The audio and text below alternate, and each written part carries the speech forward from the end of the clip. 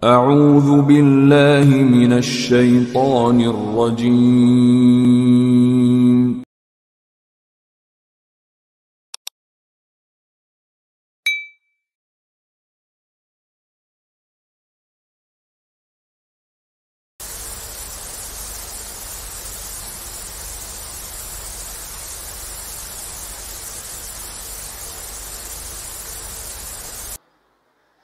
Berubahnya politik Islam itu ketika pemahaman-pemahaman ini dipelintir paksa demi kebangkitan politik keluarga Ibnu Saud di Saudi Arabia. Berubahnya di situ. Yang kemudian kita kenal dengan ajaran-ajaran Salafi Wahabi hari ini. Islam kemudian identik dengan berbagai kekerasan. Dakwah ini dinukil oleh Syekh Shalih Fauzan, yang juga tertuduh juga kan, siapa yang pelajari kitab tauhidnya akan melahirkan zombie-zombie hidup. Supaya besok nanti jangan katakan lagi sumber radikal itu Syekh Muhammad bin Abdul Wahab dan ajarannya. Assalamualaikum warahmatullahi wabarakatuh. Alhamdulillahi rabbil alamin, wassalatu wassalamu ala asyrafil anbiya'i wal mursalin wa ala alihi wa sahbihi ajma'in. Puji syukur kita mari kita ucapkan kehadirat Allah Subhanahu wa taala. Alhamdulillah sampai pada hari ini, di hari pertama Ramadan ya, kita masih berada dan diberi kesempatan untuk melaksanakannya.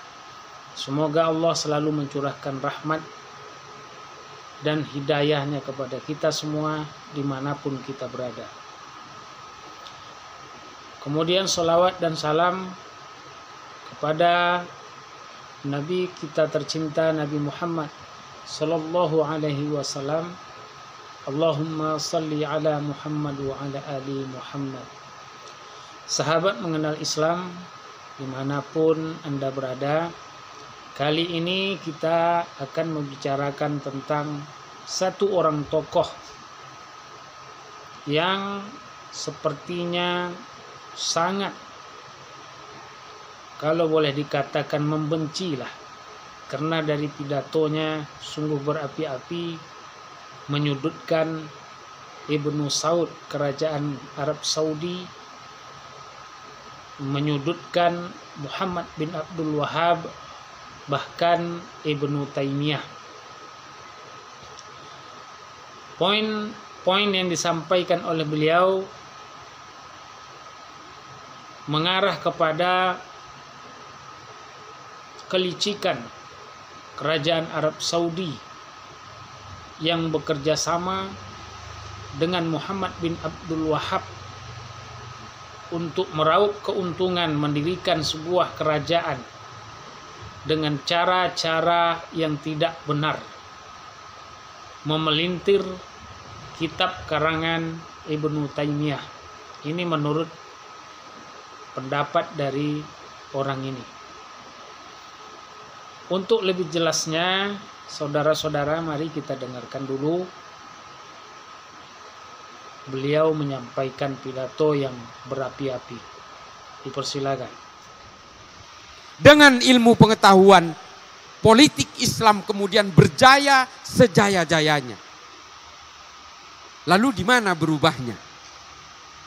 Berubahnya politik Islam itu ketika pemahaman-pemahaman ini dipelintir paksa demi kebangkitan politik keluarga Ibnu Saud di Saudi Arabia. Berubahnya di situ.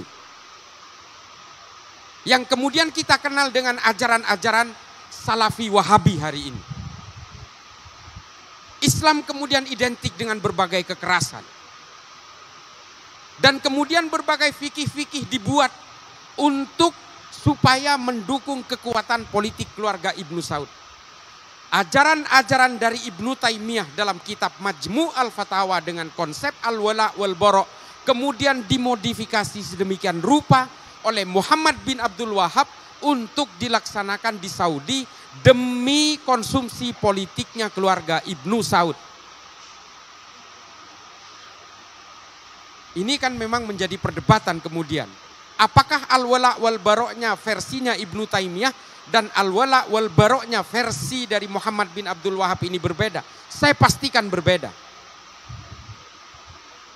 Ibnu Taimiyah menulis Majmu' al-Fatawa untuk membangkitkan gerakan politik Islam di abad pertengahan setelah terpuruknya Bani Abbasiyah karena diserbu oleh bangsa Mongol. Dan Ibnu Taimiyah hidup pada masa perang salib, perang antara orang Eropa dan orang Timur Tengah untuk merebut Yerusalem, Baitul Maqdis. Disitulah kemudian Ibnu Taimiyah membuat rumusan al-wala wal bara', membangun monoloyalitas dan membangun permusuhan dengan orang yang berbeda keimanan. Ini ditulis oleh Ibnu Taimiyah dalam Majmu' al-Fatawa. Tapi yang menjadi masalah kemudian adalah ketika Muhammad bin Abdul Wahab membuat rumusan ini untuk diterapkan di Saudi Arabia, di mana semua orang Saudi Arabia ketika itu satu keimanan. Lalu kemudian dirubah oleh Ibnu Taimiyah bahwa meskipun dalam satu keimanan kita harus bermusuhan, meskipun dalam perbedaan orientasi politik. Dimodifikasi sedikit oleh Muhammad bin Abdul Wahab. Konsep al-wala wal bara' yang pada masa Ibnu Taimiyah permusuhan itu diwujudkan dalam perbedaan keimanan, oleh Muhammad bin Abdul Wahab permusuhan itu juga harus dibangun meskipun dalam satu keimanan tapi berbeda orientasi politik. Mengapa dimodifikasi sedemikian rupa? Karena musuhnya keluarga Ibnu Saud itu adalah seorang zuriyah Nabi bernama keluarga Ibnu Rashidin. Repot memecah belahnya. Sehingga kemudian meskipun sama-sama Islam tapi beda dukungan politik, maka kita juga harus bermusuhan. Konsep al-wala wal bara' itu melencengnya di sini. Itulah mengapa kemudian gerakan-gerakan Wahabisme internasional ini kemudian tidak peduli meskipun sesama orang Islam tapi orientasi politiknya berbeda, maka juga harus dikafir-kafirkan. Harus dimusuhi, harus dimusnahkan, harus dibinasakan. Apalagi orang yang berbeda keimanan. Gerakan-gerakan Wahabi inilah kemudian. Tapi ternyata sahabat mengenal Islam yang berbahagia, pendapat yang disampaikan oleh Gus Islah tadi disanggah pula oleh banyak ustadz-ustadz dan ulama-ulama. Salah satu yang menyanggahnya adalah Ustadz Dr. Dasman Yahya yang mengatakan tidaklah demikian Muhammad bin Abdul Wahab. Hanya orang-orang yang membenci dakwah beliaulah yang memberikan tuduhan-tuduhan seperti itu. Yang mengatakan Muhammad bin Abdul Wahab suka mengkafir-kafirkan, mensyirik-syirikkan orang lain, menyalah-nyalahkan, membid'ah-bid'ahkan, bahkan menghalalkan darah sesama muslim.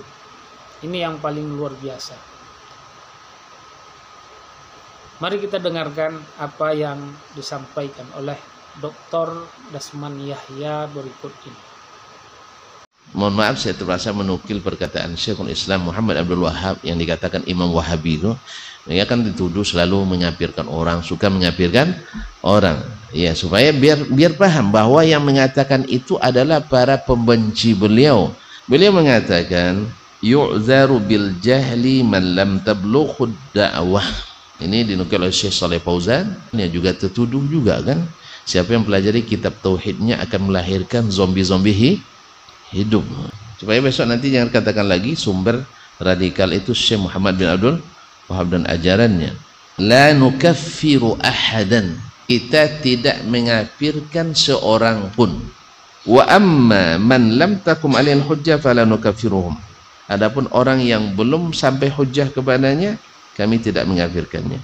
La nukaffiru illa man ajma al ulama ala takfirihi kasyahadatain.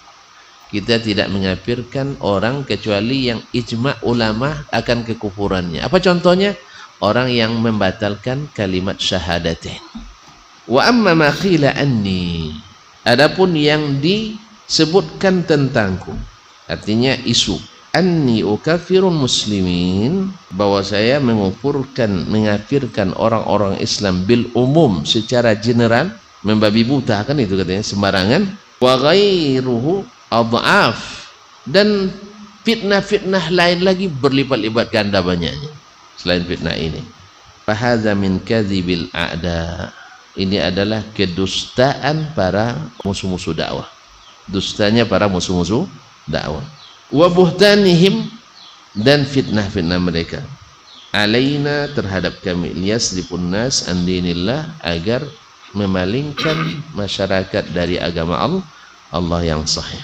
Wa idza kuntu la ukaffiru man akafa ala as-sanami allazi ala qabri Abdul Qadir, apabila saya sendiri tidak mengafirkan orang yang berdiri menyembah patung yang dibuat di atas kuburan Syekh Abdul Qadir Al-Jilani, itu saja tidak saya kafirkan, kata Syekh Muhammad bin Abdul Wahhab rahimahullah ta'ala. Wa ala qabri Ahmad Al-Badawi, dan yang menyembah kuburan Ahmad Al-Badawi di mana?